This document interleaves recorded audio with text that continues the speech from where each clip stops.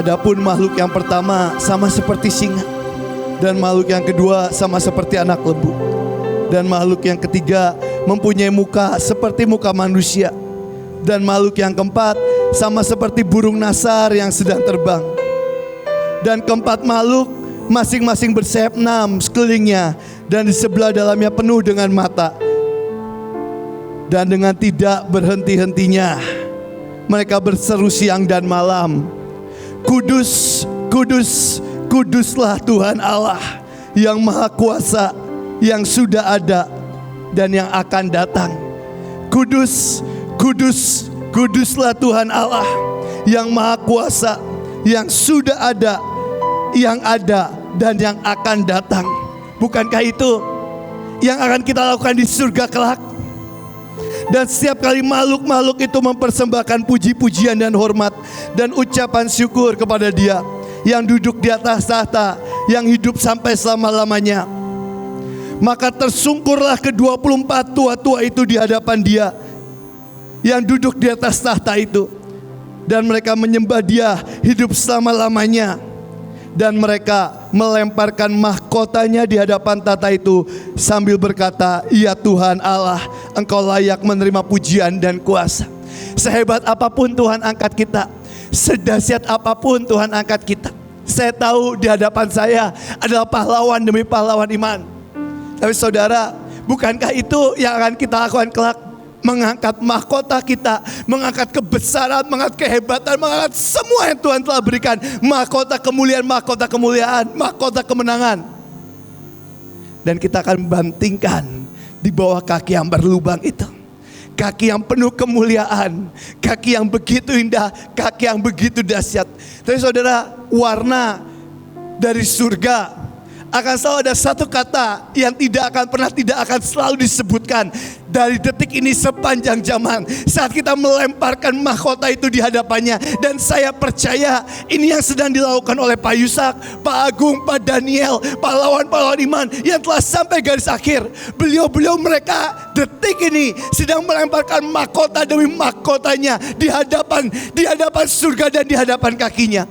Tapi ada satu kata yang tidak akan pernah lepas dari surga dan kekekalan, dan kata itu disebut kudus, kudus, kudus, kudus, dan kuduslah Tuhan.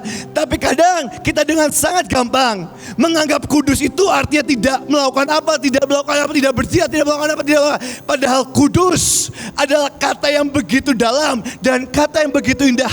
Arti kata kudus itu berarti dipisahkan. Arti kata kudus itu berarti holy of the holiest, atau arti kata ruang maha kudus. Tapi yang aneh, arti kata kudus juga digambarkan seperti dalam bahasanya disebut male prostitute atau gigolo, saudara. Jauhkan yang kotor. Tapi kata kudus digambarkan seperti gigolo. Dan waktu saya dalamin, di situ katakan bahkan seperti laki-laki yang harus bertugas. Bahkan mau dia bosan, mau dia lagi gak mood, mau dia lagi gak seneng, mau dia lagi lihat pasangannya ini jelek banget atau apapun, dia harus paksa dirinya untuk tetap bergairah melakukan tugasnya. Saudara, Tuhan yang kita sembah adalah Tuhan yang begitu bergairah atas setiap kita. Tahukah saudara bahwa pagi ini Dia, Tuhan dengan orang kudus dan para malaikatnya sangat bergairah di tengah-tengah kita. Tapi kadang kita yang gak bergairah karena kita berkata ini gak sesuai, ini gak sesuai, dan ini gak sesuai. Dan tahukah itu hal yang paling menyebalkan? Saudara, saya ini orang yang senang makan daging, saudara. Saudara, waktu saya tanyain pelayanan, Bev, nanti kalau pelayanan mau makan apa, saya diundang. Saya bilang, saya boleh diundang dimanapun, saya yang penting cuma satu, tolong jangan kasih saya sayur. Saya boleh makan daging, apapun saya makan. Saya kemarin ke Manado makan daging kucing, saudara. Makan daging tikus, makan daging kelawar, semua saya makan. Satu kali, pokoknya jangan sayur, saudara. Kalau sayur saya pilih puasa, tapi kalau terpaksa saya makan, saudara. Dan satu kali saya mulai pergi pelayanan, saya diajakin sama Bu Iin pelayanan ke luar negeri. Mulai diajakin pelayanan ke luar negeri, kita ke Iceland, kita kemana, saya diajarin. Saya ini gak ngerti daging mahal sama murah. Yang saya tahu selama ada daging, saya makan sebanyak-banyaknya. Sampai satu kali ketemu Bu In, diajak pelayanan, Bu In bilangin, Bev, ini tuh daging rare, ini tuh daging medium well. Bev, ini tuh daging mahal, daging kelas A, ini daging kelas B, ini daging kelas C. Dan yang paling bahaya, ketika saya udah pelayanan sama Bu In, pulang dari Iceland, saya pergi ke Bandung, saya diajakin makan di tempat steak yang biasa saya makan all you can eat. Dan waktu saya makan, saya mulai berkata, ini terlalu matang. Ini terlalu medium, ini terlalu gosong, ini nggak fresh ini dagingnya. Dari yang apapun saya makan. Dan saudara yang paling sedih, dulu waktu kita datang ke Tuhan pertama kali, mau Tuhan kasih daging apapun, dengan lahap, dengan gairah, dengan haus dan lapar, kita akan berteriak terima kasih Tuhan. Dan kita makan semua daging itu sebanyak-banyaknya. Tapi hari ini, saat Tuhan sudah berikan semua kemuliaan dan keindahannya di tengah-tengah kita, waktu Tuhan berikan yang seakan tidak sesuai dengan ekspektasi kita, kita berkata, Tuhan sorry, ini terlalu rare. Tuhan sorry, ini bukan daging Kobe. Tuhan sorry, ini bukan daging Wagyu, ini cuma Wagyu KW. Dan waktu Tuhan mau berikan semua yang ilahi, Tuhan bergairah menyajikan itu di tengah-tengah kita. Tuhan bergairah menyajikan dengan segala cintanya. Kita berkata, Tuhan sorry, ini terlalu matang. Dan tahukah, itu adalah satu hal yang begitu menjijikan di hadapan Tuhan. Batra, ada satu perjanjian yang sejujurnya Tuhan mau kita masuki perjanjian itu. Perjanjian yang begitu dasar beliau di Mazmur 45 ayat 10. Perjanjian yang begitu dahsyat, yang mengubahkan satu bangsa, menyamakan satu bangsa dalam satu hari. Perjanjian kekudusan. Mazmur 45 ayat 10 atau ayat 11 dikatakan seperti ini. Dengarlah hai putri, lihatlah dan sendengkanlah telingamu. Lupakanlah bangsamu dan seisi rumah ayahmu. Sadis ya. Lupakan semuanya. Putri, engkau mimpin satu bangsa ratu. Lupakan bangsamu. Dan belum sampai di situ, sedekat-dekatnya engkau dengan anakmu, dengan suamimu, dengan istrimu. Dikatakan, dan seisi rumah ayahmu. Dan ayat 11-nya dikatakan, biarlah raja menjadi gairah karena keelokanmu, sebab dialah Tuhanmu. Sujudlah kepadanya.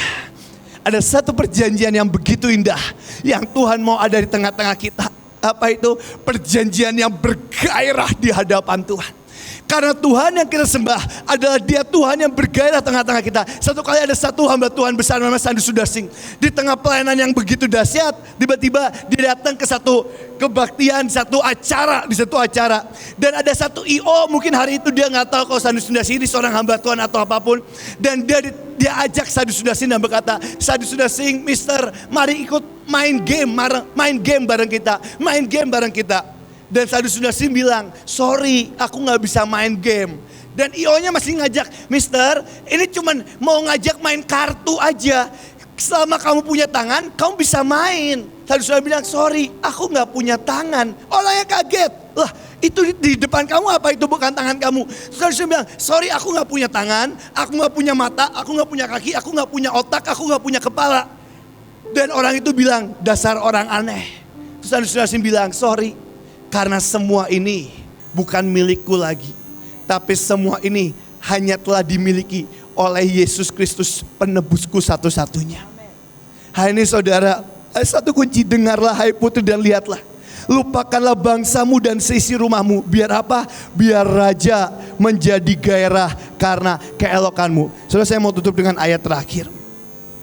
Kebilangan 32 ayat 12. Gambarnya boleh tampilin. Kecuali Kaleb bin Yefune, orang Kenas itu, dan Yosua bin Nun. Ini kuncinya saudara.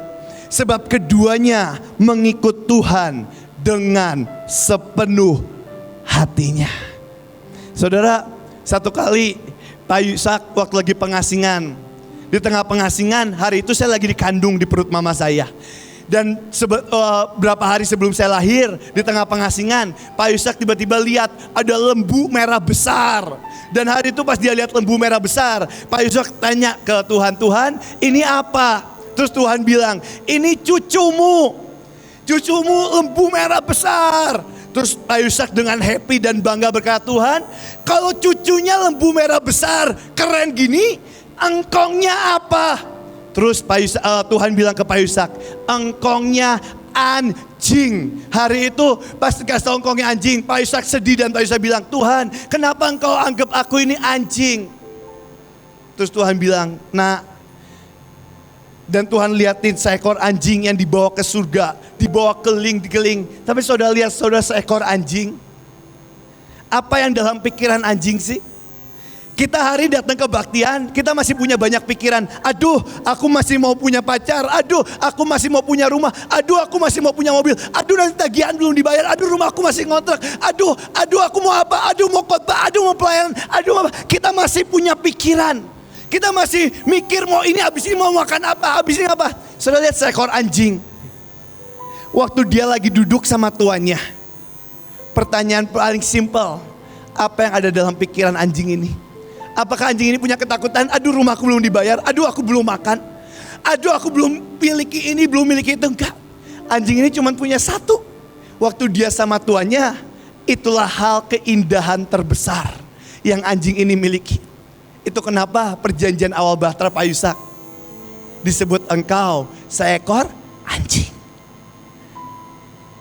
Penyembahan itu digambarkan seperti seekor anjing yang menjilati kaki tuannya.